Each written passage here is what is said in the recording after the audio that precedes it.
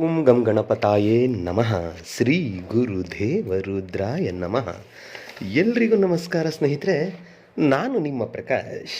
ಸ್ನೇಹಿತರೆ, ಎಂದು ನಾನು ನಿಮಗೆ ಒಂದು ಕ್ರಿಯೆಯನ್ನು ತಗೊಂಡು ಬಂದಿದ್ದೀನಿ. ಈ ಕ್ರಿಯೆ ಏನಾದರೂ ನೀವು ಸತತವಾಗಿ 3 ದಿನ ಏನಾದರೂ ಮಾಡಿದ್ದೆ ಆದಲ್ಲಿ ನೀವು ಇಷ್ಟಪಟ್ಟವರು, ನಿಮಗೆ ಬೇಕಾಗಿರುವವರು, ನೀವು ಯಾರ ಪ್ರೀತಿಗೋಸ್ಕರ ಹಂಬಲಿಸ್ತಾ ಇದ್ದೀರೋ ಅಂತಹವರು 3 ದಿನದಲ್ಲಿ ನಿಮ್ಮ ವಶ ಆಗ್ತಾರೆ.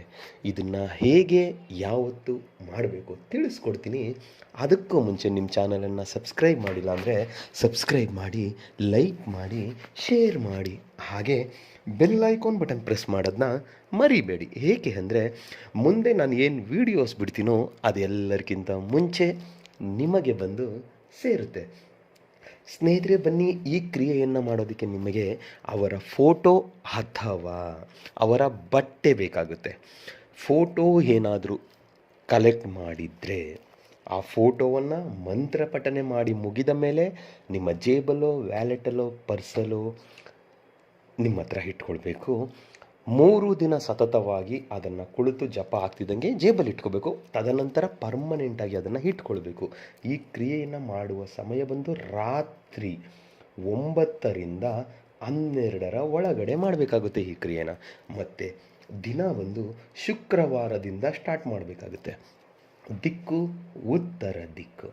ಅಥವಾ ಅವರ ಬಟ್ಟೆ ಏನಾದರೂ ಕಲೆಕ್ಟ್ ಮಾಡಿದ್ದೆ ಆದಲ್ಲಿ ಅವರ ಬಟ್ಟೆಯ ಮಧ್ಯಭಾಗದಲ್ಲಿ ಅವರ ಹೆಸರನ್ನು ಬರೆದು ಕ್ರಿಯೆಯನ್ನು ಮಾಡುವಾಗ ನಿಮ್ಮ ಬಲಗೈಯಲ್ಲಿ ಹಿಡಿದುಕೊಂಡು 108 ಸಾರಿ ಮಂತ್ರ ಪಠನೆ ಮುಗಿದ ಮೇಲೆ ಆ ಬಟ್ಟೆಯನ್ನು ಒಂದು ಪೇಪರಲ್ಲೋ ಅಥವಾ ಕವರಲ್ಲೋ ಹಾಕಿ ಸಜ್ಜ ಮೇಲೆ, ಅಂದರೆ ನೆಲದಲ್ಲಿ ಇಡಬಾರ್ದು, ಅದನ್ನು ಸ್ವಲ್ಪ ಮೇಲ್ಗಡೆ ಯಾವುದಾದ್ರೂ ಇಡು, ಅದನ್ನು ಇಟ್ಟುಬಿಡಬೇಕು. ಮತ್ತೆ ಮರುದಿನ ಅದನ್ನು ತಗೊಳ್ಬೇಕು, ಪಠನೆ ಮಾಡಬೇಕು.